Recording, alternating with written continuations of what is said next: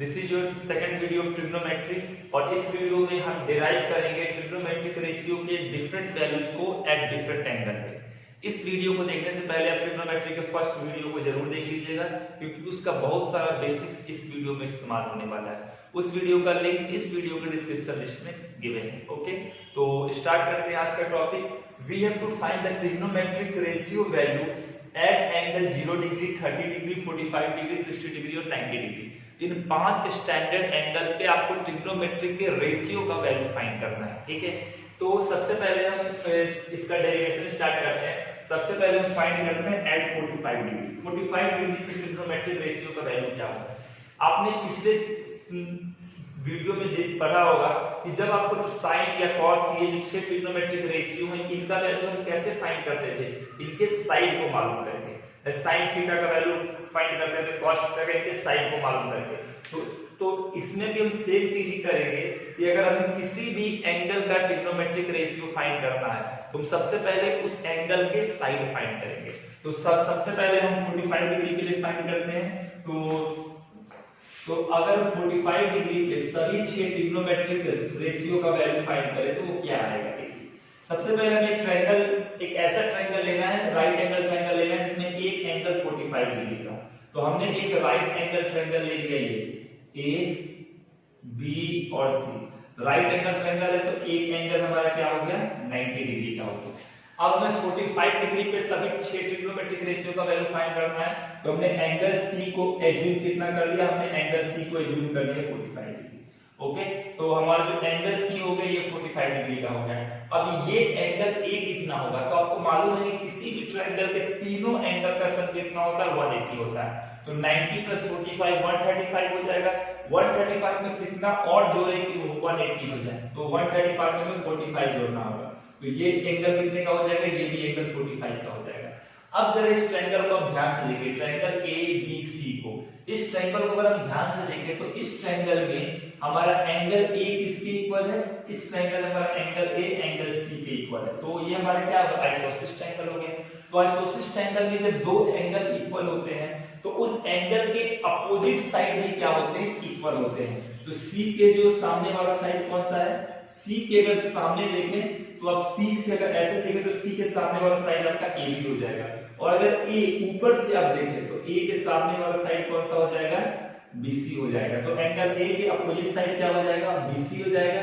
अब ए अगर सी के इक्वल है तो एंगल सी का भी अपोजिट साइड ए के इक्वल हो जाएगा।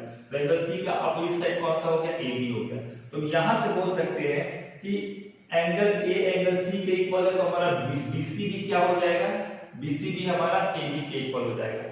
अब अगर हम एज्यूम कर ले कि लेट BC जो कि हमारा AB के इक्वल है, इन दोनों के वैल्यू को हमने A एज्यूम कर लिया। तो ये वैल्यू भी A एज्यूम हो गया और ये वैल्यू भी हमारा A एज्यूम हो गया। अब आपको ट्रिग्नोमेट्रिक रेशियो फाइंड करना है, मतलब साइन कॉस टैन ये इन सभी का वैल्यू डिराइव करना है। तो आपको तीनों साइड मालूम होना चाहिए। दो साइड तो आपको मालूम है, थर्ड साइड बच गया AC। और ये AC क्या है, 90 के सामने वाला। 90 के सामने वाला साइड क्या होता है, हाइपोटेनस होता है।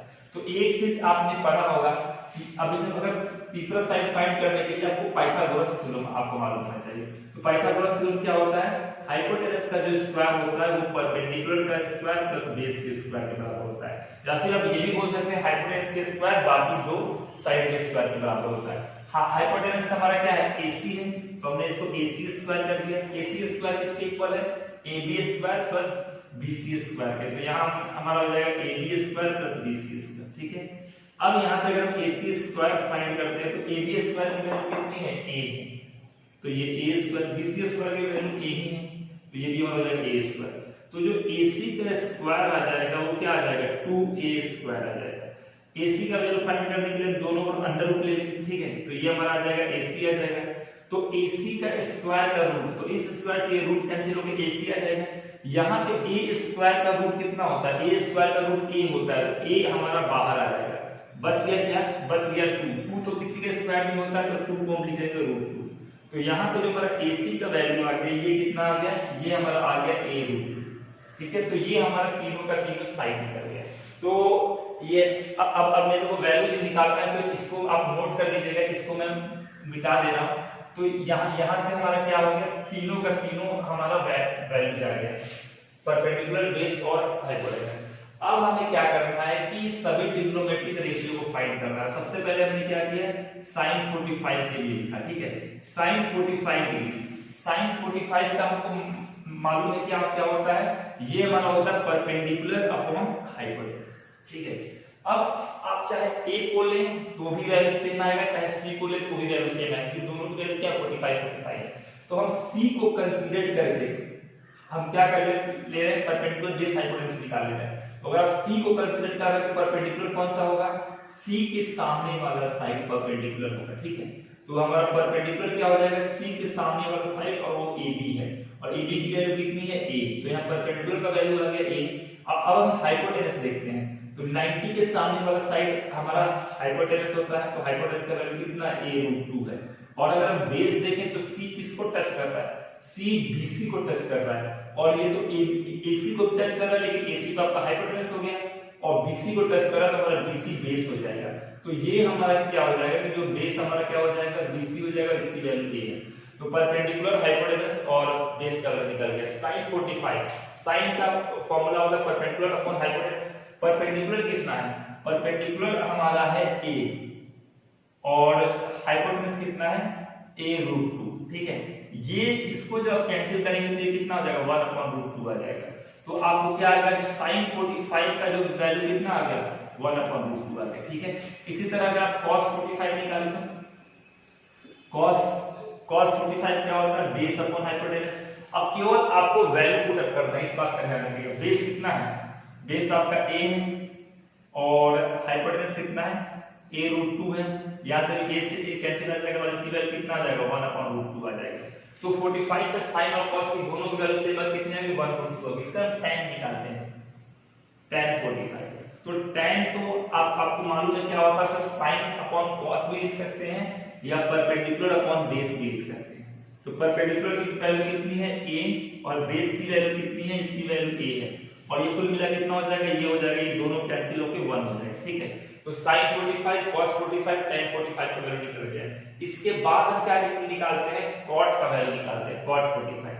आपको एक बात तो मालूम होना चाहिए कि cot tan का उल्टा होता है, ठीक है, या बेस अपॉन परपेंडिकुलर भी लिख सकते हैं, चाहे आप इसके दोनों में से कोई फॉर्मूला का इस्तेमाल करिए, 1/tan 45। तो tan 45 का वैल्यू कितना निकल के आ गया, 1 निकल के आ गया। तो cot 45 का वैल्यू कितना हो जाएगा, 1 हो जाएगा। इसके बाद हमारा बचता है sec 45। इसका ध्यान रखिएगा, अब क्या निकालना है, sec 45 निकालना है, ठीक है। अब जब sec 45 निकाल जाएंगे तो आपको पता है sec किसका रिवर्स होता है, sec थीटा cos थीटा का रिवर्स होता है, तो ये हो जाएगा cos 45, ठीक है। अब cos 45 का वैल्यू कितना है, cos 45 का वैल्यू 1 ये, अब इसमें cos 45 का वैल्यू पुट करेंगे तो ये हो जाएगा 1/√2 हो जाएगा, ये √2 चला जाएगा ऊपर, तो यहां पे इसकी वैल्यू कितनी आ जाएगी, √2। तो sec 45 का वैल्यू हमारा कितना आ गया, √2 आ गया। इसी तरह अगर cosec 45 निकालें तो cosec 45, cosec किसका रिवर्स होता है, sin का रिवर्स होता है, ठीक है। तो ये हमारा कितना हो जाएगा, sin 45 हो जाएगा।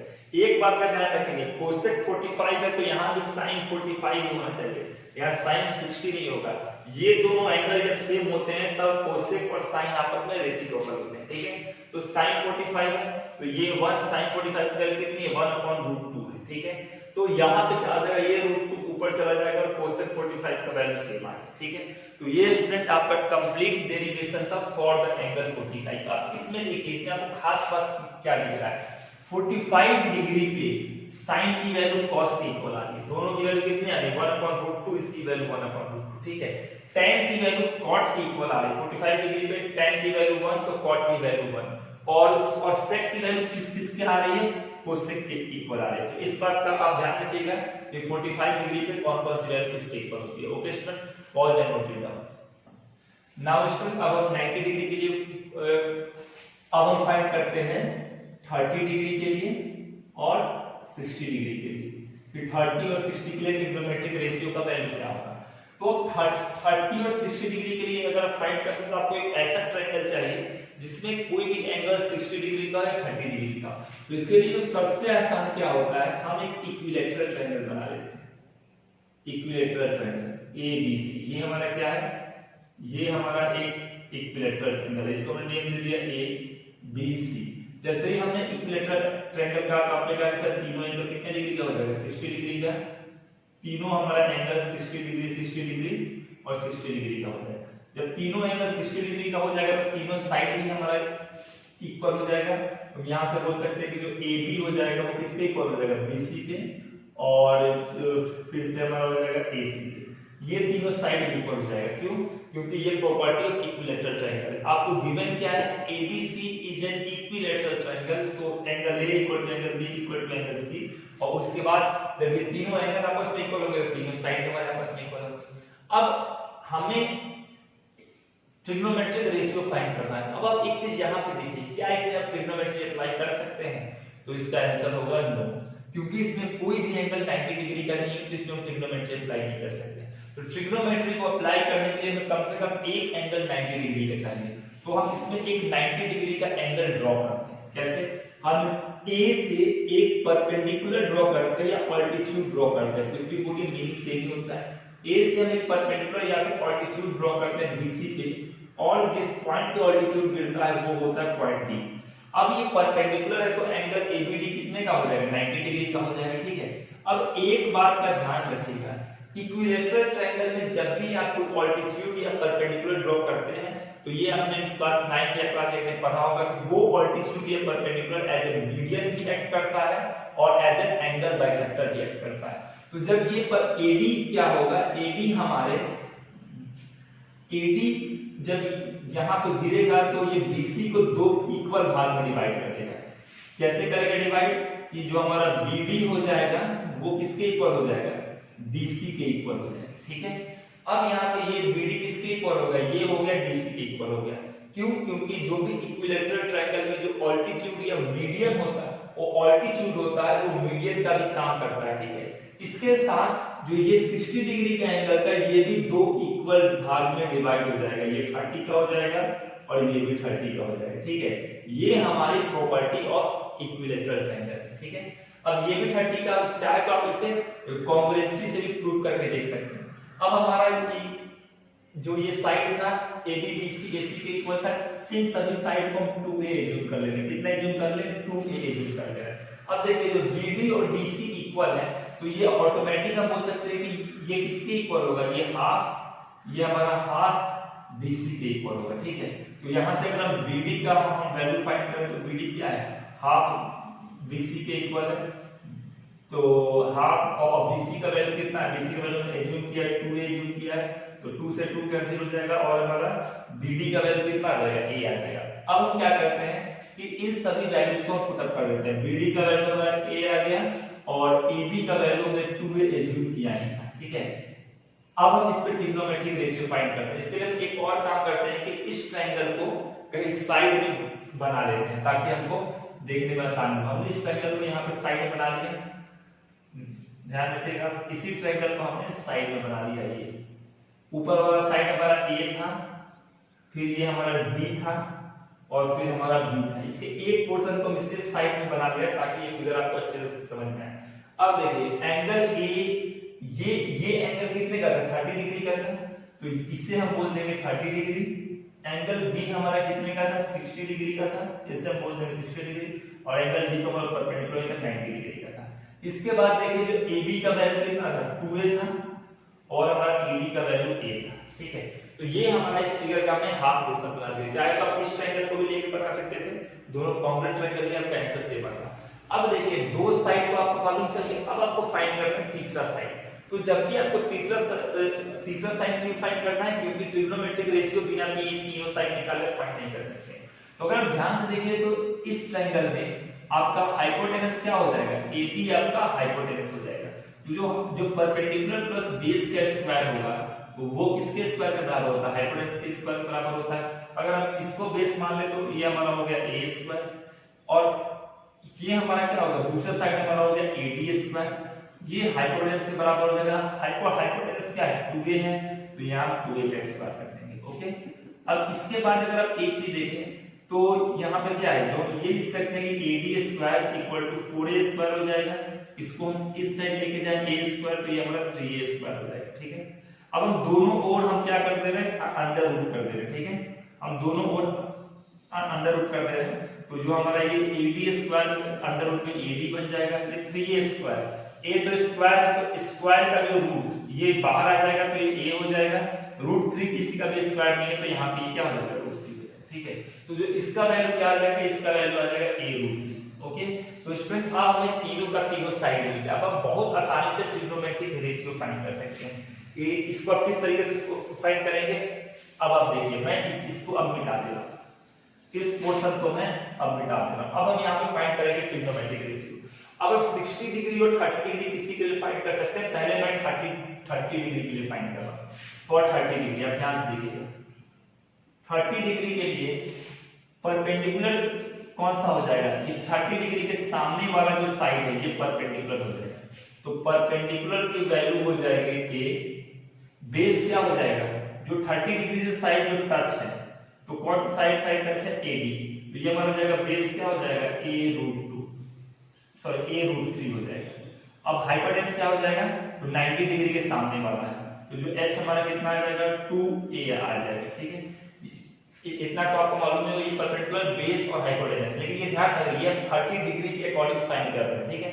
तो 30 डिग्री के लिए 30 के सामने वाला परपेंडिकुलर बेस आपका a√3 और आपका हाइपोटेन्यूज 2a, ठीक है। देखिए 30 डिग्री आपका 2a से भी टच कर रहा है, लेकिन इसको हम हाइपोटेन्यूज क्यों नहीं मानेंगे, क्योंकि ये हमारे 90 डिग्री के सामने है। ओके, तो अब हम निकालते हैं पहले sin 30। sin 30 हमारा क्या होता है, sin का वैल्यू हमेशा होता है परपेंडिकुलर अपॉन हाइपोटेन्यूज होता है। परपेंडिकुलर देख लीजिए a है और हाइपोटेन्यूज कितना 2a है, तो sin 30 का वैल्यू क्या आ जाएगा 1/2 आ जाएगा, ठीक है। इसी तरह हम निकालते हैं cos 30। तो cos 30 हमारा कितना हो जाएगा, बेस अपॉन हाइपोटेन्यूज होता है, तो बेस का वैल्यू है a√3 है और हमारा हाइपोटेन्यूज का वैल्यू क्या है 2a है, तो ये a से a हमारा कैंसिल हो जाएगा और कितना आ जाएगा √3/2 आ जाएगा। ओके, इसी तरह हमारा sin cos tan 30 कितने के बराबर आ जाएगा, tan जो हमारा होता है ये हमारा होता है परपेंडिकुलर अपॉन बेस, ठीक है। तो जो tan 30 जो हमारा हो जाएगा परपेंडिकुलर हमारा कितना है a है और बेस कितना है a√3 है, तो इस a से a कैंसिल हो जाएगा, बचेगा क्या 1/√3 बचेगा, ठीक है स्टूडेंट्स। तो ये हमारा sin cos tan हो गया, ठीक है। इसके बाद हम क्या निकालेंगे कि sec cosec और जो cot है उसकी वैल्यू निकालेंगे, ठीक है। तो ये हमारा हो गया sin 30 हो गया। अब आपको cosec 30 अगर निकालना है तो cosec 30 किसका इनवर्स होगा, वो sin 30 का इनवर्स होगा। पिछले वीडियो में आपने देखा होगा sin 30 की वैल्यू है हाफ, ठीक है। sin 30 की वैल्यू है हाफ, तो यहाँ पे sin 30 की वैल्यू ये 2 चला जाएगा ऊपर, तो cosec 30 का वैल्यू आ जाएगा 2, ठीक है। अब हम sec 30 निकालें, sec हमारा sin का रिवर्स होता है, सॉरी sec हमारा cos का रिवर्स होता है, तो ये हो जाएगा 1/cos 30। cos 30 का वैल्यू कितना है √3/2 है, तो इसका जो वैल्यू आ जाएगा 2/√3 आ जाएगा। ओके, इसके बाद हमारा tan का हमारा cot बचा cot 30, तो जो हमारा tan का जो cot 30 किसका रिवर्स होता है, tan का रिवर्स होता है। ऐसे फॉर्मूले से भी इन तीनों को निकाल सकते हैं, आंसर आपका सेम होगा, ठीक है। तो tan 30 का वैल्यू 1/√3 है, तो ये कुल मिला कितना हो जाएगा √3 हो जाएगा। ओके स्टूडेंट्स, तो ये हमारा sin cos tan cosec sec और cot सभी का वैल्यू आ गया for 30 डिग्री। तो इस वैल्यूज को आप कर लीजिएगा नोट। अब इसके बाद हम 60 डिग्री के लिए निकालने जा रहे हैं। नाउ स्टूडेंट अब हम 60 डिग्री के लिए फाइंड करने जा रहे हैं। 60 डिग्री, अगर हम 60 डिग्री के लिए देखें तो फॉर 60 डिग्री के लिए आप एक बात देखिएगा कि 60 के सामने वाला साइड इसका परपेंडिकुलर हो जाएगा। 60 डिग्री की जो परपेंडिकुलर की वैल्यू कितनी आ जाएगी, वो आ जाएगी a√3, ठीक है। जब परपेंडिकुलर a√3 आ गया तो हमारा हाइपोटेन्यूज क्या हो जाएगा, वो 90 के सामने वाला होता है, वो हमारा 2a आ जाएगा। तो बेस कौन सा बचेगा जो 60 को टच कर रहा है, तो एक तो 2a टच कर रहा है, लेकिन 2a तो हमारा हाइपोटेन्यूज है तो इसको टच नहीं करेंगे, ठीक है। तो हमारा 60 को दूसरा जो टच कर रहा है वो BD टच कर रहा है, तो हमारा क्या हो जाएगा, जो बेस हमारा BD हो जाएगा, उसका वैल्यू हमारा ये हो जाएगा, ठीक है। तो अब ये निकल गया परपेंडिकुलर बेस हाइपोटेन्यूज। तो हम पिछले वीडियो में देखा था कि तीनों साइड मिल गया तो ट्रिग्नोमेट्रिक रेशियो निकालना बहुत ही आसान होता है। अगर हम यहां पे sin 30 निकालें, sin 60 निकालें तो ठीक है, तो अगर हम यहां पे sin 60 निकालें तो हमारा यहां पे जो वैल्यू आ जाएगा 1, ये हमारा क्या है परपेंडिकुलर अपॉन हाइपोटेन्यूज हो जाएगा। परपेंडिकुलर की वैल्यू कितनी है a√3 है और हमारा हाइपोटेन्यूज कितना है 2a है। ए से ए कैंसिल हो जाएगा और आंसर कितना आ जाएगा √3/2 आ जाएगा। ठीक है, तो अब आप एक चीज देखिए, ये √3/2 किसका वैल्यू था, ये √3/2 cos 30 का भी वैल्यू था, इस बात का ध्यान रखिए। फिर sin 60 के बाद अगर cosec 60 निकालें तो cosec 60 आपको मालूम ही है sin का रिवर्स होता है, sin 60 इसको मैं डायरेक्ट लिख दे रहा हूं, वो कितना हो जाएगा 2/√3 हो जाएगा। ठीक है, तो ये हमारा sec 30 का वैल्यू है। ठीक है, तो ये sin 60 cosec 60 हो गया। इसी तरह हम cos 60 निकाले तो cos 60 हमारा क्या होता है, बेस अपॉन हाइपोटेनस होता है। बेस यहां देखिए कितना है, a है, और हाइपोटेनस कितना है 2a, तो इस a से a कैंसिल हो जाएगा, कितना आ गया हाफ आ गया। तो अब आप देखिए ये cos 60 किसका वैल्यू था, ये जो हाफ जो आपका था sin 30 का वैल्यू था। इसी तरह हम sec 60 निकाले तो sec हमारा cos का रिवर्स होता है, 1/cos 60 होता है, इस वैल्यू को मैं डायरेक्ट लिख दे रहा हूं, 1/1/2 होता है, जो कि इसका वैल्यू 2 आ जाएगा। इसको आप इसे पुट करें, cos 60 को हाफ नीचे पुट करके चेक कर लीजिए। फिर हमारा होगा tan 60, tan 60 हमारा क्या हो जाएगा, परपेंडिकुलर अपॉन बेस होता है tan, तो परपेंडिकुलर हमारा है a√3 है और बेस हमारा a है, a से a कैंसिल हो जाएगा, tan 60 की वैल्यू √3 आ जाएगी, और √3 cos 30 का वैल्यू था, cot 30 का वैल्यू। अब cot 60 कितना हो जाएगा, cot 60 हो जाएगा 1/tan 60। ठीक है, तो ये हो जाएगा 1/tan 60 की वैल्यू √3 है, तो ये हमारा आ जाएगा। तो स्टूडेंट ये बस 60 डिग्री के लिए सभी के सभी वैल्यू है। ओके, इस वीडियो को आप नोट डाउन कर लीजिए। नाउ स्टूडेंट अब हमें 0 डिग्री और 90 डिग्री के लिए फाइंड करना है, और इसमें आपको इमेजिनेशन का ज्यादा इस्तेमाल करना पड़ेगा, क्योंकि ऐसे ट्रायंगल क्या होते हैं, ये इसको हम इमेजिनरी ट्रायंगल से फाइंड आउट कर सकते हैं। कैसे, सपोज कीजिए कि आपके पास एक ट्रायंगल है, ये मैंने आपसे कहा कि ये एंगल कितना है, ये एंगल x है। ठीक है, ये हमारा एंगल क्या है, जैसे इसमें मैंने जो कर लिया ABC, तो ये हमारा एंगल x, इसमें हम ट्रिग्नोमेट्री अप्लाई कर सकते हैं, और x एंगल के लिए 90 x एंगल के लिए आप क्या कर सकते हैं, ट्रिग्नोमेट्रिक वैल्यू फाइंड कर सकते हैं। लेकिन हम बोले कि क्या हो अगर इस x की वैल्यू 0 हो जाए, इस x की वैल्यू, x क्या है, x हमारा आपका अगर एंगल का डेफिनेशन पढ़े होंगे तो एंगल क्या होता है, angular distance between the two side. तो जब x की वैल्यू 0 हो जाए तो हमारा AC और BC के बीच का डिस्टेंस कितना 0 हो जाएगा। या एक बात का ध्यान रखिएगा कि AC और BC के बीच का एंगल अगर 0 है तो उस केस में क्या होगा, AC जस्ट BC को ओवरलैप करेगा। जैसे सपोज कीजिए कि जैसे ये कोई ट्रायंगल है, तो ये एंगल कभी 0 नहीं हो सकता। 0 डिग्री का एंगल कब बनता है, जब हमारा एक लाइन है, इस लाइन पे हमने 0, सपोज कीजिए कि ये लाइन हमारा BC है, अब BC के ऊपर आपको एक x की वैल्यू 0 रखनी है, 0 डिग्री का एंगल बनाना है। तो किसी भी लाइन पे 0 डिग्री का एंगल बनाते हैं तो दूसरा लाइन भी उसके ऊपर क्या होना चाहिए, वैसे ही आपका ओवरलैप होना चाहिए। ये बिल्कुल ये इमेजिन करने का चीज है, इस चीज को आप अच्छे से इमेजिन कीजिएगा कि दो लाइन के बीच में 0 डिग्री का एंगल तभी होता है जब एक लाइन के ऊपर जस्ट दूसरा लाइन क्या ओवरलैप हो। अब हमें x की वैल्यू 0 डिग्री करनी है, जब हम x की वैल्यू हमको 0 डिग्री करनी है तो उस केस में क्या होना चाहिए, जो हमारा BC होना चाहिए, उस केस में x की वैल्यू हम 0 डिग्री करना चाहते हैं तो उस केस में जो हमारा BC होगा, BC के ऊपर AC जस्ट ओवरलैप होगा, BC के ऊपर क्या होगा, AC जस्ट ओवरलैप होगा। तो हमें अगर इस एंगल को 0 डिग्री करना है तो हमारा एक पॉइंट में क्या आ जाएगा, एक पॉइंट भी यही पे आ जाएगा, यही लाइन हमारा AC भी होगा और यही लाइन हमारा BC भी होगा, क्योंकि दोनों के बीच का एंगल क्या करना है, 0 डिग्री करना है। ओके, अब हम इसके बाद स्टार्ट करते हैं। ठीक है, अब यहां पर देखिए कि अगर ये एंगल जस्ट इसके ऊपर ओवरलैप होगा तो उस केस में हम क्या लिख सकते हैं, हम ये लिख सकते हैं फॉर 0 डिग्री हमारा क्या हो जाएगा, BC must be equal to AC, BC AC के इक्वल होना चाहिए, क्योंकि दोनों क्या ओवरलैप है। और उस केस में जब दोनों ओवरलैप हो जाएगा तो AB का वैल्यू क्या हो जाएगा, 0, क्योंकि सेम पॉइंट पे आपका B भी आ रहा है और सेम पॉइंट पे A भी आ रहा है, तो A और B के बीच की दूरी कितनी हो जाएगी, 0 हो जाएगी। तो हम यहाँ पे कर देंगे AB का वैल्यू क्या हो जाएगा, 0 हो जाएगा। ठीक है, अब इस ट्रायंगल में परपेंडिकुलर बेस और हाइपोटेनस फाइंड करना है। इसको देख के आपको थोड़ा सा मुश्किल लगेगा, लेकिन अगर आप इस फिगर को देखें तो, क्योंकि इसी को मैं ओवरलैप करा के यहाँ बनाएगा, और इस फिगर को देखें तो आप यहाँ से परपेंडिकुलर बेस और हाइपोटेनस फाइंड आउट कर सकते हैं। एंगल C, अगर एंगल C को आपने 0 मानना है, जैसे अगर मैं इसको यहाँ लिखूं फॉर C इक्वल टू 0, जब C हमारा 0 था तभी हमारा AC और BC क्या हुआ, दोनों एक दूसरे में ओवरलैप किया। तो अगर C 0 है तो C के लिए हमारा परपेंडिकुलर कौन सा हो जाएगा, C के सामने वाला साइड। तो परपेंडिकुलर हमारा क्या हो जाएगा, AB हो जाएगा और AB का वैल्यू कितना है, 0 है। तो हमारा परपेंडिकुलर क्या हो जाएगा, 0 हो जाएगा। ठीक है, अब हमारा हाइपोटेनस क्या हो जाएगा, B के सामने वाला AC। तो जो हमारा हाइपोटेनस क्या हो जाएगा, AC हो जाएगा और हमारा बेस कितना हो जाएगा, बेस हमारा BC हो जाएगा। ठीक है, और यहाँ पे जो हमारा बेस है, बेस हमारा BC हो जाएगा। क्यों, क्योंकि जो बेस होता है वो एंगल से टच करता है, BC इस एंगल से टच करता है। ओके, तो अब हम क्या करते हैं, ट्रिग्नोमेट्रिक रेशियो फाइंड करते हैं। तीनों साइड आपको मालूम है, परपेंडिकुलर, हाइपोटेनस और बेस। अब आप इसमें बड़े आराम से आप इसमें ट्रिग्नोमेट्रिक रेशियो फाइंड करते हैं। जैसे आपको फाइंड करना है sin 0।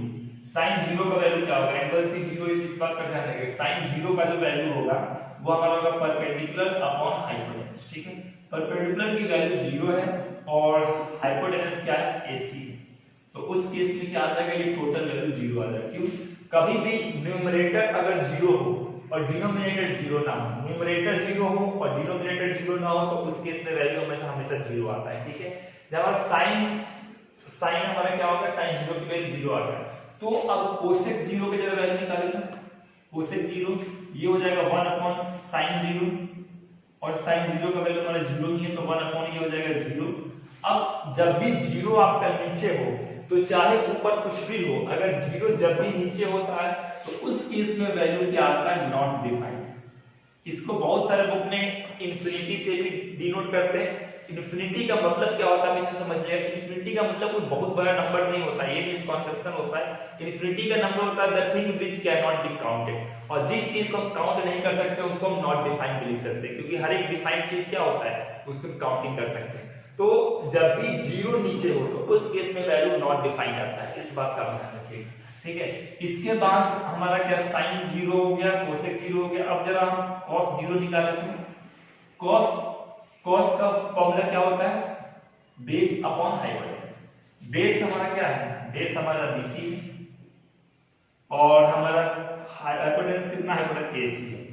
अब देखिए AC और BC तो इक्वल ही है, तो दोनों क्या होंगे, दोनों आपस में कट जाएंगे। इन दोनों को मैं क्यों काट रहा हूं, क्योंकि यार देखिए BC और AC इक्वल है, तो cos 0 का वैल्यू कितना हो जाएगा, 1। अब आप जरा sec 0 निकाल लो। sec हमारा cos का ही रेसिप्रोकल होता है, तो sec 0 क्या होगा, 1 अपॉन cos 0। ठीक है, तो cos 0 का वैल्यू 1 आ गया, तो 1 अपॉन 1 इसका वैल्यू आ जाएगा 1। तो ये चार रेशियो। अब tan निकालते हैं, tan 0 का वैल्यू क्या होगा, तो tan आपका होता है परपेंडिकुलर अपॉन बेस होता है। ठीक है, अब एक बात ध्यान दें, परपेंडिकुलर तो वैल्यू यहां पे 0 है और हमारा क्या है, बेस का वैल्यू BC है।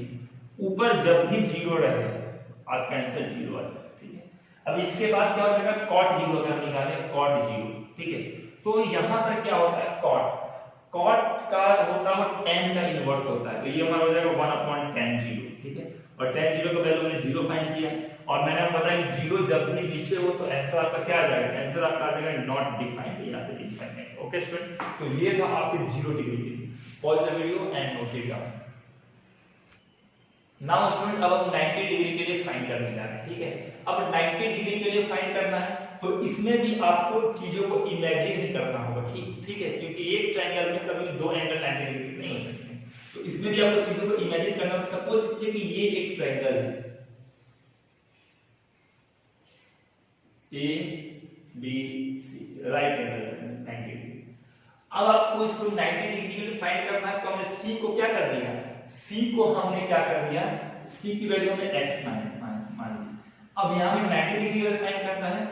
अगर हमारा C का वैल्यू 90 हो जाए तो क्या होगा, C इक्वल टू 90। अगर C का वैल्यू 90 हो जाएगा, C का वैल्यू 90 डिग्री हो जाए, तो उस केस में क्या हो जाएगा, जो ये लाइन है AC वो AB के परपेंडिकुलर हो जाएगा। इमेजिन कीजिए C अगर 90 डिग्री का हो गया तो जो लाइन AC हमारा ऐसे हो जाएगा। अब जब AC हमारा, जब अंदर के दोनों एंगल, दोनों इंटीरियर एंगल 90 डिग्री के होते हैं, तो उस केस में क्या होते हैं, दोनों लाइन पैरेलल हो जाते हैं। तो हमारा क्या हो जाएगा, AC जो होगा वो पैरेलल टू क्या हो जाएगा, BC हो जाएगा। लेकिन एक बात का ध्यान रखिए, सॉरी AC पैरेलल टू हमारा AB हो जाएगा। लेकिन एक बात का ध्यान रखिए, एक पॉइंट को दोनों में अलग अलग जगह तो हो नहीं सकते हैं, ये आपको प्योरली इस चीज को इमेजिन करना है। A तो दोनों जगह अलग अलग हो नहीं सकते, तो इस केस में हम क्या करते हैं, कि इसको अगर हम ए को उठा के यहाँ लाए तो इस लाइन को अगर हम सीधे ऐसे करें इसको 90 डिग्री बनाने के लिए, तो आप एक चीज इमेजिन कीजिएगा, जो हमारा ये ए है वो यहाँ भी आएगा और ए यहाँ भी आएगा, ए दोनों जगह आएगा, क्योंकि ए तो 2 पॉइंट हो नहीं सकता। तो इसको सी को 90 डिग्री बनाने के लिए हम एक इंप्लीमेंट करते हैं। देखिए उसका फिगर किस तरीके से बनता है। ए बी हमारा ये, ए बी हमारा ये, ठीक है, यहां से एक डॉटेड हमने लाइन ड्रॉ कर दिया, ये हमारा क्या इमेजिनरी बेस है, ठीक है। अब हमारा ए बी और बी ए हमारा पैरेलल होना चाहिए, जो बी ए किसके ए सी के पैरेलल होना चाहिए। तो जब ए सी को पैरेलल बनाना है तो हमने क्या किया, ए सी को भी हमने सी के ऊपर ड्रॉ कर दिया, जहां लाइन हमारा ए बी है उसी के ऊपर हमने ए सी भी ड्रॉ कर दिया। अब ध्यान से देखिए कि हमारा एंगल बी तो 90 डिग्री का था ही और एंगल सी भी हमारा 90 डिग्री का होगा।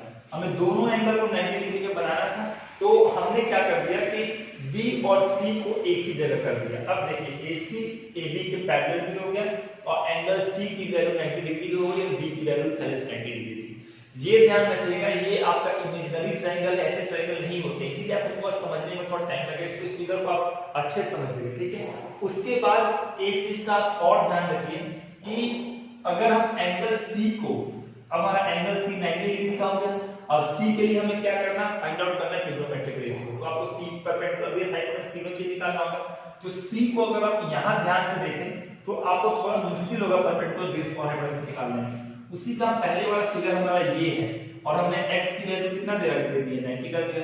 तो C के सामने वाला साइड क्या होता है, परपेंडिकुलर, एंगल के सामने वाला साइड परपेंडिकुलर होता है, तो परपेंडिकुलर की वैल्यू कितनी हो जाएगी, AB हो जाएगी, ठीक है। अब देखिए कि हाइपोटेनस हमारा क्या होता है, ये हमारा हो जाएगा AC, हाइपोटेनस का वैल्यू क्या हो जाएगा, AC हो जाएगा। अब एक चीज का आप ध्यान रखिए और कि अब बेस क्या हो जाएगा, बेस हमारा क्या हो जाएगा, बेस हमारा BC हो जाएगा, ठीक है। लेकिन अगर आप इस फिगर में ध्यान से देखें तो जो B और C तो एक ही पॉइंट पर है, जब दो पॉइंट एक ही पॉइंट पे हो तो उन दोनों का डिस्टेंस कितना होता है, 0 होता है। तो बेस का वैल्यू क्या हो जाएगा, 0 हो जाएगा। क्यों 0 हो जाएगा, क्योंकि B और C एक ही जगह पे, ठीक है। तो बेस का वैल्यू 0 आ गया, हाइपोटेनस और परपेंडिकुलर हमारा ये था। एक चीज आप और देखिए कि जो हमारा AC लाइन है, AB लाइन है, वो हमारा वही लाइन हमारा AC भी है। तो यहां से आप क्या बोल सकते हैं कि जो AB हो जाएगा वो इक्वल टू हमारा AC हो जाएगा, ठीक है। क्यों, क्योंकि ध्यान से देखिए दोनों लाइन क्या है, बिल्कुल आपको इक्वली ही दिख रहे होंगे, ठीक है। अब इसके बाद हमें एक चीज देख, अब हम इसमें क्या करें, ट्रिग्नोमेट्रिक रेशियो फाइंड करें। परपेंडिकुलर हमको मिल गया, हाइपोटेनस मिल गया और बेस का वैल्यू हमें मिल गया। बेस का वैल्यू हमारा क्या होगा, बेस का वैल्यू 0 हो गया, ओके। बेस का वैल्यू हमारा 0 हो गया। अब हम इसको क्या करते हैं कि ट्रिग्नोमेट्रिक रेशियो फाइंड करते हैं। सबसे पहले हम साइन फाइंड करेंगे, साइन 90। हमारा C क्या था, C हमारा 90 डिग्री का था, तो sin 90 का वैल्यू क्या हो जाएगा, परपेंडिकुलर अपॉन हाइपोटेनस। परपेंडिकुलर हमारा है AB और हाइपोटेनस हमारा AC। अगर आप यहां ध्यान से देखें तो AB AC के इक्वल है, AB AC के इक्वल है, तो ये दोनों आपस में कैंसिल हो क्या आ जाएगा, ये वैल्यू आ जाएगा 1, ओके। तो sin 90 का वैल्यू 1 आ गया। ध्यान रखिए यही आपका वैल्यू था जो cos 0 का वैल्यू था, उसका वैल्यू 1 था, ठीक है। इसी तरह अगर हम cosec 90 निकाले थे, cosec 90 में क्या हो जाएगा, 1 अपॉन sin 90 हो जाएगा, ठीक है। ये दोनों एंगल सेम होना चाहिए। तो sin 90 का वैल्यू तो 1 ही है, तो 1 अपॉन 1 ही आता है। इसी तरह अगर हम cos 90 निकाले तो cos 90 क्या होता है, बेस अपॉन हाइपोटेनस होता है, ठीक है। तो अब यहाँ पे आप एक चीज ध्यान देंगे, बेस अपॉन हाइपोटेनस होता है। तो हमारा कितना हो गया, बेस हमारा हो गया 0 और हाइपोटेनस हमारा हो गया AC। ऊपर जब भी 0 हो तो आंसर हमेशा ही 0 आएगा। ये हमारा हो गया cos 90, cos 90 का हमारा sec 90 कितना हो जाएगा, ये हमारा हो जाएगा 1 अपॉन cos 90 हो जाएगा। cos 90 का वैल्यू 0 है तो 1 अपॉन 0 जब भी नीचे हो तो वैल्यू नॉट डिफाइंड आता है, ठीक है। इसके बाद आप एक चीज का रखिएगा ध्यान, ये हमारा sec 90 हो गया। उसके बाद हम tan 90 निकाले तो tan 90 अगर हम निकालने जाए तो ये हमारा हो जाएगा परपेंडिकुलर अपॉन में बेस। परपेंडिकुलर की हमारी वैल्यू कितनी है, हमारा है AB और हमारा बेस कितना है 0। 0 जब भी नीचे हो ऊपर से आपको कोई मतलब नहीं, हमेशा वैल्यू नॉट डिफाइंड आ जाएगा, ठीक है। अब इसके बाद हमारा क्या हो जाएगा cot 90, वो हमारा क्या हो जाएगा 1 अपॉन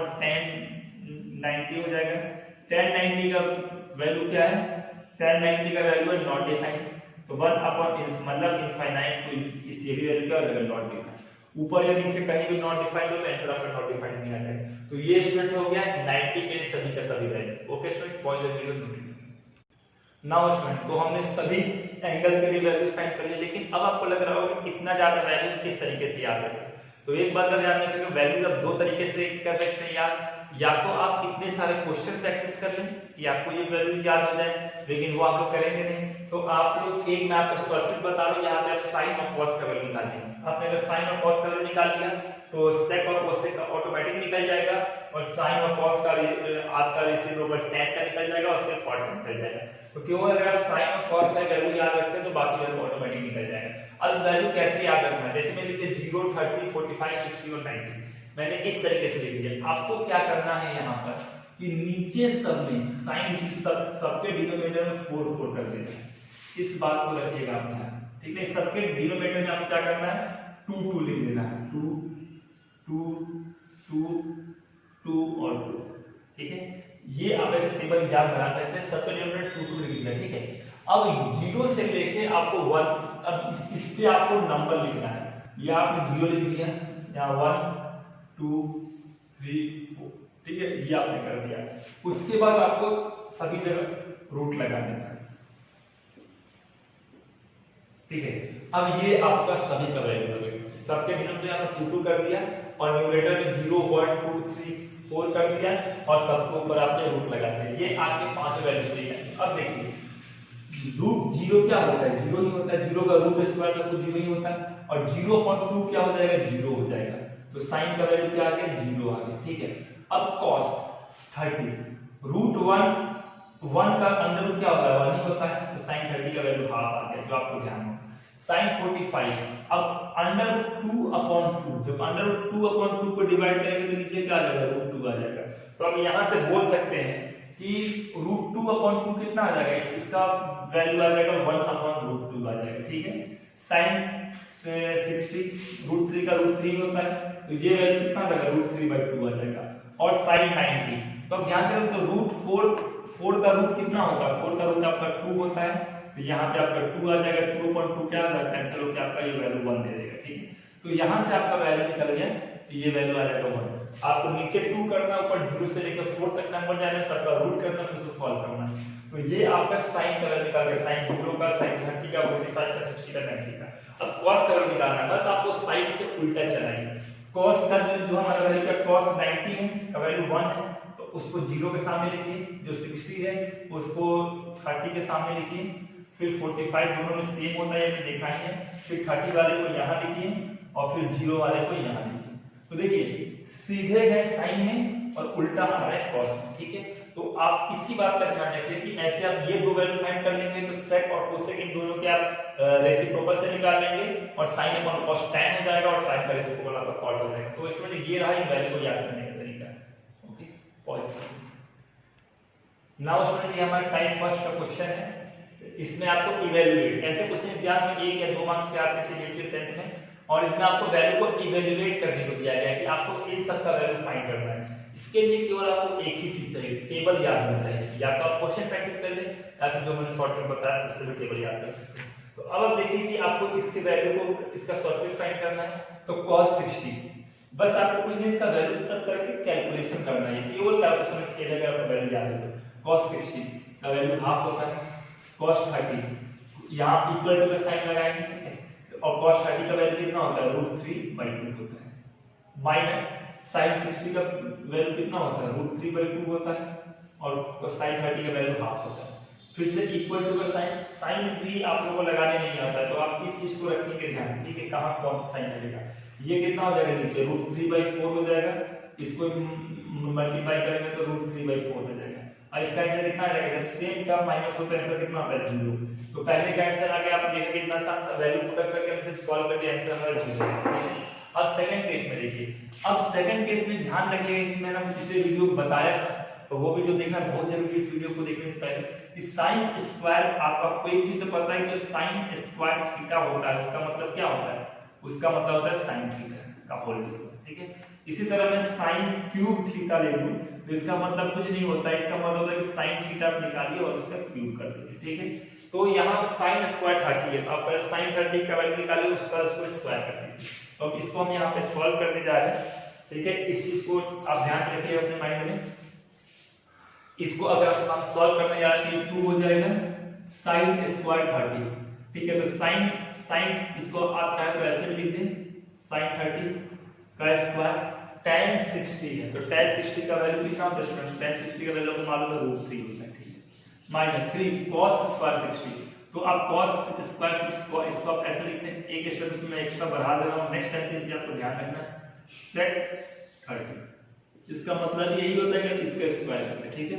तो यहां पर क्या हो जाएगा 2 sin 30 क्या होता है, हाफ होता है, और हाफ का स्क्वायर करते हैं यहां पर, और ये √3 हो गया, माइनस 3 cos 60 का वैल्यू का हाफ ही होता है, हाफ का आपने स्क्वायर कर दिया, और sec 30, तो cos 30 यहाँ पर कितना होता है, cos 30 होता है 3/√3/2, cos 30 होता है √3/2, तो sin 30 क्या हो जाएगा, तो आपका sec 30 जैसे इसका उल्टा हो जाएगा, कितना हो जाएगा 2/√3, ठीक है। ये इसका स्क्वायर हो गया। अब हम इसे सॉल्व करने के लिए 2 हो गया, ये 1/4 हो गया, अब नीचे ये √3 हो गया, माइनस हमारा कितना हो जाएगा 3 × 1/4 हो जाएगा, प्लस 4 × ये हमारा हो जाएगा 3 आ जाएगा, ये 3 से 3 कैंसिल हो जाएगा, 4 से 4 कैंसिल हो जाएगा, ठीक है। यहाँ हमारा कैंसिल हो जाएगा 2, ठीक है। तो हमारा आंसर कितना आ जाएगा √3 - 2 1, ठीक है। ये हमारा आंसर आ गया। अब इसको चाहे तो आप एक स्टेप और सॉल्व कर सकते हैं, 2 प्लस इसका आंसर आ जाएगा √3 - 2। तो ये स्टूडेंट्स इसका आंसर आ गया। ये काफी इंपॉर्टेंट टाइप क्वेश्चन है, pause the video and note it down. Now students, तो ये अब आपका सेकंड टाइप का क्वेश्चन है, और ये हमारा सेकंड क्वेश्चन है। इस क्वेश्चन में आपको ये वैल्यू प्रूव करना है। ऐसे भी क्वेश्चन 1 या 2 मार्क्स में आते हैं, इन वैल्यू को आपको प्रूव करना होता है, बहुत सिंपल होता है, केवल आपको इसमें आपका आंसर या वैल्यू पुट करना होता है, ठीक है। प्रूव दैट कहां पे है, आपको इस वैल्यू को प्रूव करना है, एलएचएस को आरएचएस के इक्वल प्रूव करना है। तो आप सबसे पहले उस साइड को पिकअप करेंगे जहां पर क्या हो, जहां एक्सप्रेशन लंबा हो। तो हम पहले एलएचएस में एक्सप्रेशन लंबा है लेफ्ट हैंड साइड में, हम एलएचएस को पिकअप करते हैं। तो एलएचएस हमारा क्या हो जाएगा, एलएचएस की जो वैल्यू दे रखी है वो cos 30 प्लस sin 60, और हमारा क्या 1/cos 60 दे रखा है प्लस sin 30, ठीक है। उसके बाद हमारा क्या होगा, cos 30 की वैल्यू कितनी होती है, √3/2 होती है, sin 60 की वैल्यू कितनी होती है, √3/2 होती है। दोनों की वैल्यू क्या है, √3/2 और √3/2 हो जाएगी, ठीक है। 1/cos 60, cos 60 की वैल्यू हाफ होती है, और sin 30 की वैल्यू हमारी हाफ होती है, ठीक है। तो ये अब हम इसको करेंगे सॉल्व, तो कितना हो जाएगा, ये 2 हो जाएगा, और यहाँ पे क्या हो जाएगा √3 प्लस √3 हो जाएगा ऊपर, आपका नीचे करके हाफ 1 हो जाएगा, और 1 ये 2 हो जाएगा, ठीक है। तो अगर आप इसको करेंगे सॉल्व फर्दर, तो ये हमारा √3 प्लस √3, ये ध्यान रखिए √3 प्लस √3 कभी √6 नहीं होता है, √3 प्लस √3 2√3 होता है, ठीक है। कि 2 बार √3 आ गया तो इसको 2√3 कर दिए, और नीचे हमारा यहाँ क्या था 2 था, और इसके नीचे 2 था, तो इस 2 से ये 2 कैंसिल हो जाएगा, तो बचेगा क्या, ऊपर बच गया √3 और नीचे बन गया 2। हम प्रूव भी यही करना था, बोल सकते हैं कि एलएचएस जो हमारा हो गया वो आरएचएस के इक्वल आ गया एज प्रूव, ठीक है। तो नाउ स्टूडेंट, ये टाइप थर्ड का क्वेश्चन है, और ऐसे क्वेश्चन भी आपके 1 या 2 मार्क्स से आते हैं जिसमें आपको थीटा का वैल्यू फाइंड करना होता है, या फिर एक्स का वैल्यू फाइंड करना होता है। मैंने बताया ये थीटा ये होता है। थीटा क्या होता है, फाई या एंगल को हम रिप्रेजेंट, जैसे हम आप x y z a b c algebra में इसका इस्तेमाल होता था, x का y का z का किसी भी अननोन वेरिएबल को रिप्रेजेंट करने के लिए, उसी तरह ट्रिग्नोमेट्री में थीटा हो गया, अल्फा हो गया, गामा हो गया, लैम्डा हो गया, इन सब का इस्तेमाल क्या होता है अननोन एंगल को फाइंड करने के लिए। तो यहाँ पे एक अननोन एंगल है थीटा, और आपको थीटा का वैल्यू फाइंड करना है। कहा है कि sin 3 थीटा, 3 थीटा का मतलब क्या है, 3 टाइम्स ऑफ थीटा, या 3 into थीटा। तो tan 3 थीटा की वैल्यू कितनी है, sin 45 cos 45 प्लस sin 30, ठीक है। तो हम इसको सॉल्व कैसे करते हैं, जिस ओर आपको नोन एंगल हो पहले उस ओर सॉल्व करके आप वैल्यू के टर्म में फाइंड कर लेंगे। तो आप देखिए मैं कैसे सॉल्व कर रहा हूं, जब बीच में इक्वल टू का साइन हो तो यहां sin का साइन लगाएंगे, ध्यान रखिएगा। तो tan 3 थीटा क्या हो जाएगा, sin 45 की वैल्यू कितनी है 1/√2 into cos 45, इसकी वैल्यू है 1/√2 प्लस sin 30 की वैल्यू कितनी है हाफ है, रूट टू आपको मालूम ये कितना होता है, ये हमारा हाफ होता है प्लस ये हमारा हाफ होता है, और दोनों को ऐड करने के लिए कितना हो जाएगा 1 हो जाएगा। तो यहाँ पे बोल सकते हैं tan 3 थीटा। सिंस का साइन लगाने के अगले स्टेप में हम एरो का साइन लगाते हैं, इस बात का ध्यान रखिए। तो tan 3 थीटा की वैल्यू 1 आ गई। अब देखिए अगला स्टेप क्या होता है, tan 3 थीटा की वैल्यू 1 है, तो अब आपको ये चेक करना है कि tan का क्या कोई वैल्यू 1 होता है, तो हाँ tan 45 का वैल्यू 1 होता है, तो इसको भी आप tan के टर्म में लिखते हैं। तो tan 3 थीटा इक्वल टू 1 है, और 1 किसका वैल्यू होता है, tan 45 का वैल्यू होता है। अब आप देखिए बुक में क्या गिवन होता है कि tan को इधर ले जाके tan इनवर्स में भी इनवर्स से सॉल्व करता है। चाहे तो आप उसको वैसे सॉल्व कर सकते हैं, अब दोनों tan tan है तो दोनों ओर को आप कट कर सकते हैं। आप चाहे तो ऐसे भी कर सकते हैं, tan इनवर्स इसको इधर ले जाके इनवर्स के फॉर्म में भी लिया कर सकते हैं। आप किसी मेथड से कीजिए, आप कैंसर से पाएंगे। सिंपल लगने के लिए मैंने इन दोनों से tan कट कर दिया, तो अगले स्टेप में क्या आ गया, अगले स्टेप में 3 टाइम्स थीटा कितना आ गया 45 आ गया। तो अब जब थीटा का यहाँ पे वैल्यू निकालेंगे तो ये हो जाएगा 45/3, और जो कि हमारा आंसर कितना आएगा 15 आएगा। तो फाइंड थीटा, तो थीटा का पहले केस में आंसर कितना आ गया, थीटा का पहले केस में हमारा आंसर 15 आ गया। ठीक है, तो ये हमारा फर्स्ट केस सॉल्व कर। अब सेकंड केस सॉल्व कर। सेकंड केस बिल्कुल सिंपल है, 2 sin 2 थीटा की वैल्यू √3 है। आप इस 2 को उठा के नीचे भेज दीजिए, ठीक है, तो ये हो जाएगा sin 2 थीटा, और इसका वैल्यू कितना हो जाएगा √3/2। अब यहाँ साइन है और यहाँ आपका एक नंबर है, तो अब आप चेक करेंगे क्या साइन का कोई ऐसा वैल्यू है जो आपके √3/2 के इक्वल होता है। तो हाँ, sin 60 एक ऐसा वैल्यू होता है जो √3/2 के इक्वल होता है। तो यहाँ हमने क्या कर दिया, sin 2 थीटा, और इसका वैल्यू किसके बराबर आ गया, इसका वैल्यू आ गया sin 60 के बराबर आ गया। sin से sin हमारा कैंसिल हो गया, तो 2 थीटा का वैल्यू हमारा किसके बराबर आ गया, 60 के बराबर आ गया। 2 से इससे ये कैंसिल हो जाएगा, ये 30 डिग्री हो जाएगा, तो यहाँ थीटा का वैल्यू कितना आ जाएगा 30 डिग्री हो जाएगा। तो सेकंड केस में स्टूडेंट थीटा का वैल्यू कितना आ गया 30 डिग्री आएगा। ओके स्टूडेंट, पॉज करिए। नाउ स्टूडेंट्स, ये आपका टाइप 4 का क्वेश्चन है, और ये काफी इंपॉर्टेंट क्वेश्चन है। इस क्वेश्चन में tan theta plus cot theta की वैल्यू 2 गिवन है, तो आपका tan की पावर 7 थीटा प्लस sin की पावर 7 थीटा का आपको वैल्यू फाइंड करना है। इसको आप दो तरीके से कर सकते हैं। पहला मेथड है सब्स्टिट्यूशन मेथड, ठीक है, तो वो मेथड आपके सिलेबस में नहीं है, तो वो मेथड इसीलिए मैं कभी और आपको बताऊंगा। अभी आप लोग सिलेबस में उस मेथड से करना है, ठीक है।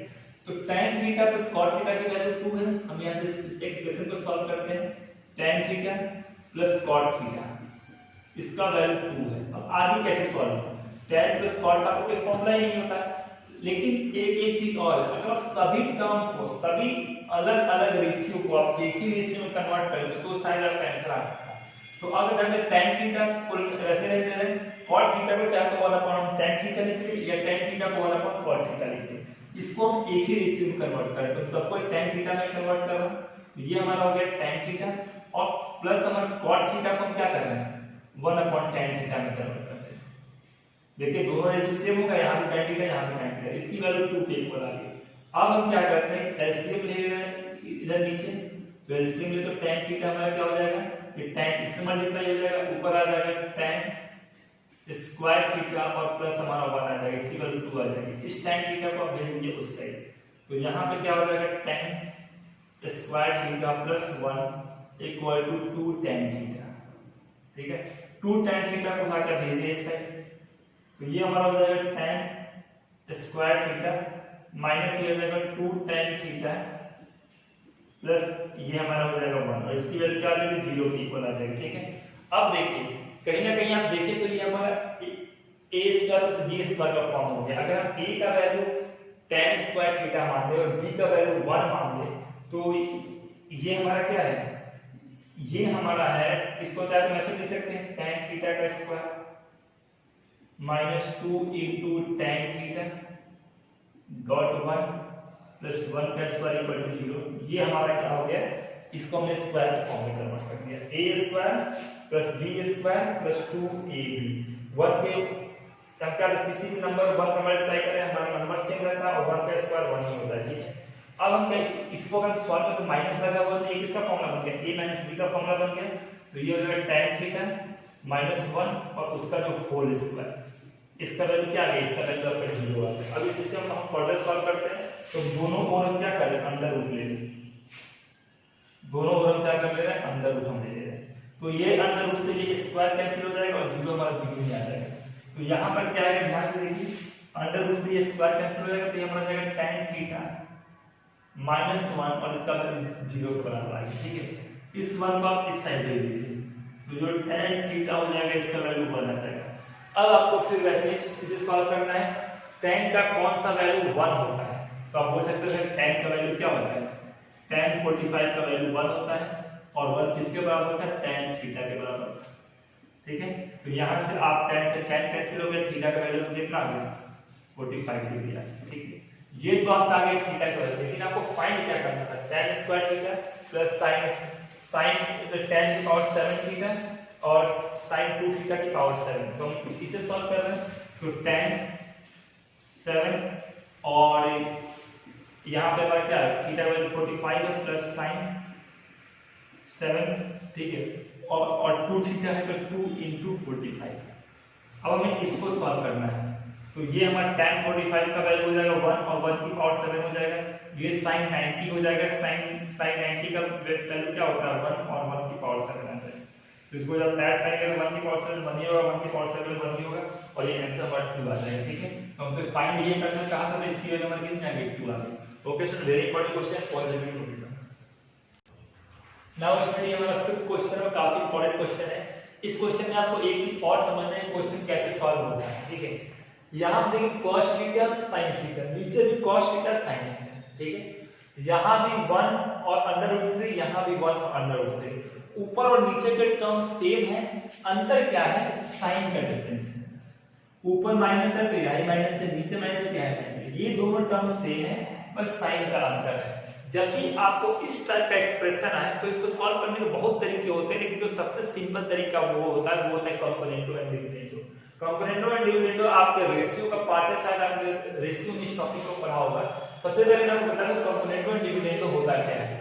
कंपोनेंटो एंड डिविडेंडो में कहते हैं, सपोज कीजिए कि अगर x upon y a upon b के इक्वल है, अगर दो आपके क्या है, दो आपके फ्रैक्शन इक्वल है, तो उस केस में कंपोनेंटो डिविडेंडो ये कहता है कि उस केस में हमारा इन दोनों का सम, ऊपर न्यूमरेटर का सम, न्यूमरेटर डिनोमिनेटर का सम और नीचे न्यूमरेटर माइनस डिनोमिनेटर, और इस साइड भी न्यूमरेटर प्लस डिनोमिनेटर और नीचे भी न्यूमरेटर माइनस डिनोमिनेटर, ये भी हमारा आपस में इक्वल होता है।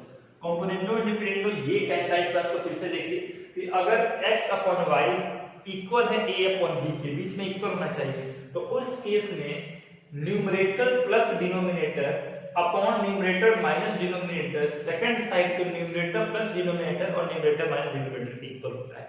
इससे आप नोट डाउन कर लीजिएगा, प्रूविंग में आपको बहुत हेल्प करेगा। तो ये कंपोनेंटो डिविडेंडो, इस टाइप के क्वेश्चन में हम कंपोनेंटो डिविडेंडो लगा के क्वेश्चन को आसान कर लेते हैं। जैसे ये क्वेश्चन, तो इस क्वेश्चन लगाते हैं अप्लाइंग कंपोनेंटो एंड डिविडेंडो, तो ये हमारा क्या हो जाएगा cos theta minus sin theta, दो फ्रैक्शन, अगर दो फ्रैक्शन इक्वल है तो उस केस में क्या होता है कि पहले ऊपर न्यूमरेटर प्लस डिनोमिनेटर करेंगे और नीचे न्यूमरेटर माइनस डिनोमिनेटर करेंगे। तो numerator cos theta minus sin theta है, प्लस हमारा क्या हो जाएगा न्यूमरेटर प्लस डिनोमिनेटर, डिनोमिनेटर क्या हो जाएगा cos theta plus sin theta.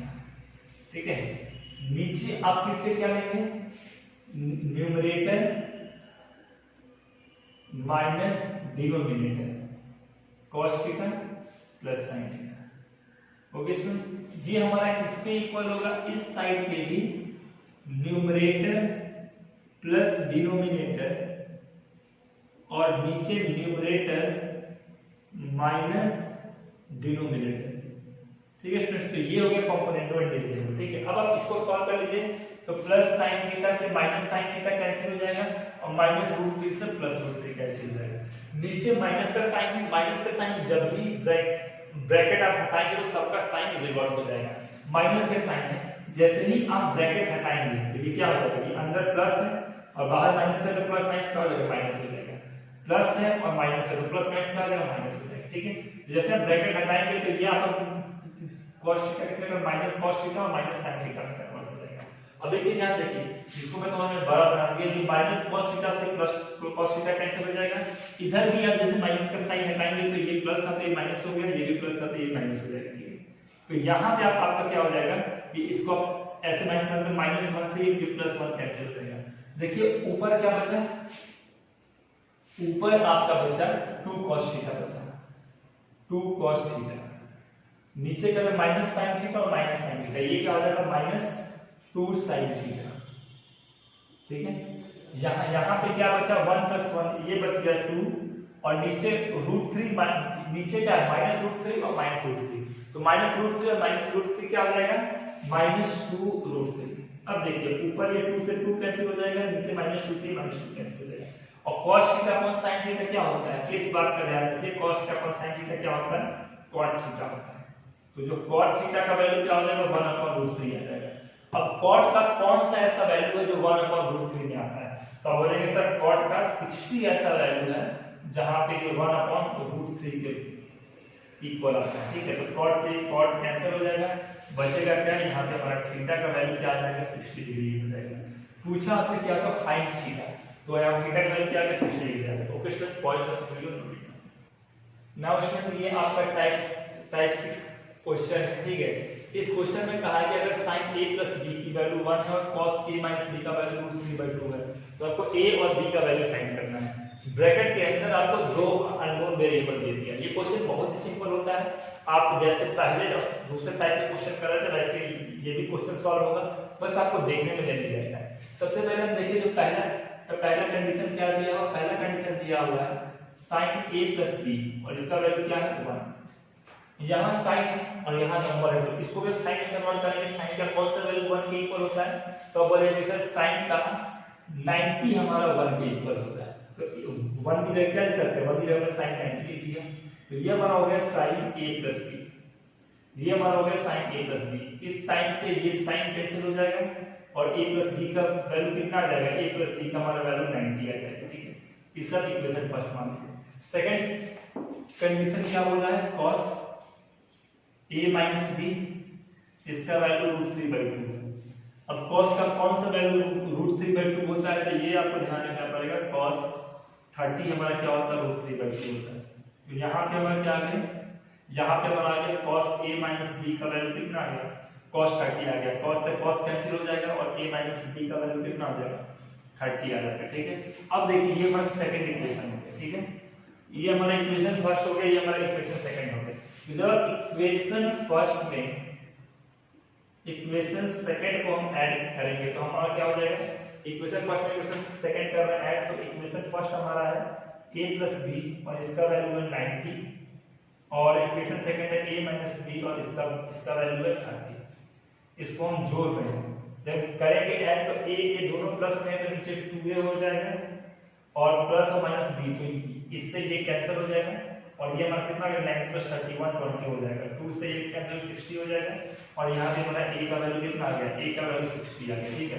अब जब हम इस a को पुटअप करेंगे, चाहे इसी क्वेश्चन पुटअप कीजिए चाहे आप इसी क्वेश्चन पढ़ेंगे, तो a हो गया 60, तो 60 + b = 90, 60 को इधर में 90 में 60 = 30 हो जाएगा। तो यहाँ से आपका b क्या हो जाएगा, b आपका 30 हो जाएगा।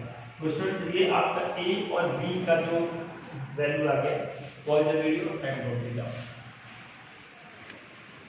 नाउ स्टूडेंट ये हमारा लास्ट क्वेश्चन है और ये भी पिछले टाइप से थोड़ा मिलता जुलता क्वेश्चन है, बस इसमें 3 वेरिएबल दे दिया है। मैं आप लोगों को इसलिए बता रहा हूं जब 3 वेरिएबल दिया जाए तो इसको किस तरीके से सॉल्व करते हैं, ठीक है।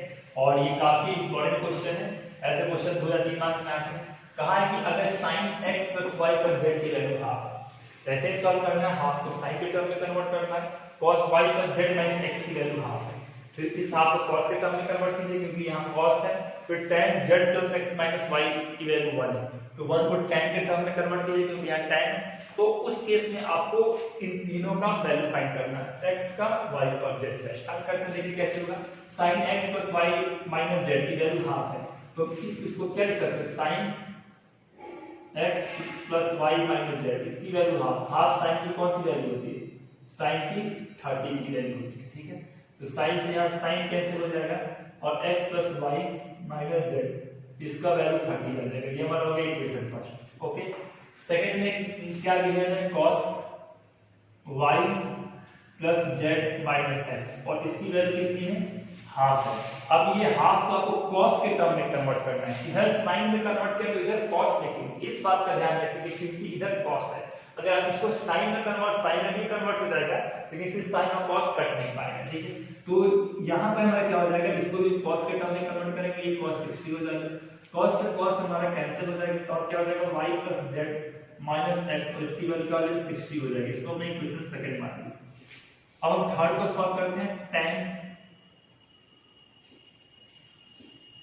tan z plus x minus y की वैल्यू 1 है, 1 tan का कौन सा वैल्यू होता है, वो 1 tan का 45 वैल्यू है, tan से tan कैंसिल हो जाएगा, z plus x minus y इसका वैल्यू हमारा क्या हो जाएगा 45 डिग्री हो जाएगा, ठीक है। तो अब ये तीनों हो गया, ये हमारा तीसरा इक्वेशन हो गया। अब हम क्या करेंगे कि ये तीनों का वैल्यू निकालना है। अगर हम तीनों इक्वेशन को आपस में ऐड करते हैं, जैसे नाउ जो इक्वेशन फर्स्ट को हम इक्वेशन सेकंड से करते हैं, देखिए क्या आएगा, ये x plus y minus z equal to ये हमारा आ जाएगा 30। इक्वेशन सेकंड क्या है, y plus z minus x हमारा क्या हो जाएगा 60 हो जाएगा, ठीक है। अब हम इसको जब भी हम जाएंगे इसको हम ऐड कर देते हैं, 60 प्लस 30 ये हो जाएगा 90 हो जाएगा, और 90 के बाद ये प्लस z और माइनस z ये कैंसिल हो जाएगा, प्लस x और माइनस x, इससे ये कैंसिल हो जाएगा, बच जाएगा 2y, तो 2y की वैल्यू 90 आ गया, तो 2 से ये कैंसिल हो क्या हो जाएगा 45 आ जाएगा, तो नीचे स्प्लिट क्या आ गया, हमारा y का वैल्यू आ गया 45 आ गया, ठीक है। ये देखिए वो हमारा y का हमने वैल्यू फाइंड कर दिया। इसका इक्वेशन फर्स्ट इक्वेशन थर्ड से जोड़िए, तो ये हमारा हो जाएगा x plus y minus z, इसका वैल्यू 30 हो जाएगा, और ये हमारा इक्वेशन थर्ड क्या है, z plus x minus y, ये हमारा 45 हो जाएगा, तो ये प्लस y से minus y cancel, plus z से माइनस z कैंसिल, बच गया 2x, तो 2x का जो हमारा वैल्यू कितना आ जाएगा 75 आ गया, 45 प्लस 30, तो हमारा x का वैल्यू कितना आ जाएगा 75 अपॉन 2 आ जाएगा, जो कि हमारा 37.5 आ जाएगा। अब हमें z निकालना है, x भी निकल गया, y भी निकल गया, अब हमें क्या निकालना है, यहाँ हमारा जो x है उसका वैल्यू आ गया 37.5, अब z निकालना है। उसके लिए आप इक्वेशन को किसी में पुट अप कर सकते हैं, इक्वेशन थर्ड में कर दिए पुट अप, तो ये हमारा हो जाएगा z हो जाएगा, x का वैल्यू निकाल ही दिया है 37.5, और y का वैल्यू क्या है 40, y का वैल्यू हमारा 45 है, ठीक है। हमारा यहाँ पे y का वैल्यू 45 और ये इक्वल टू 45 हो जाएगा। अब 37.5 में से 45 अगर आप करेंगे माइनस, तो ये आपका आ जाएगा माइनस में 7.5, और इसका वैल्यू हो जाएगा 45 हो जाएगा। इसको आप इस साइड लीजिए, तो ये हो जाएगा 45 और प्लस ये हमारा हो जाएगा 7.5 हो जाएगा, तो ये z हो जाएगा 52.5, तो इसमें ये हमारा z भी आ गया, हमारा x y z तीनों निकला है। तो इस वीडियो इसे आप नोट कर लीजिएगा, और इसके बाद आप इन सभी क्वेश्चन को अपने फेयर कॉपी में इसका प्रैक्टिस कर लीजिएगा। इससे बाहर ट्रिग्नोमेट्रिक वैल्यूज के कोई भी क्वेश्चन नहीं आता।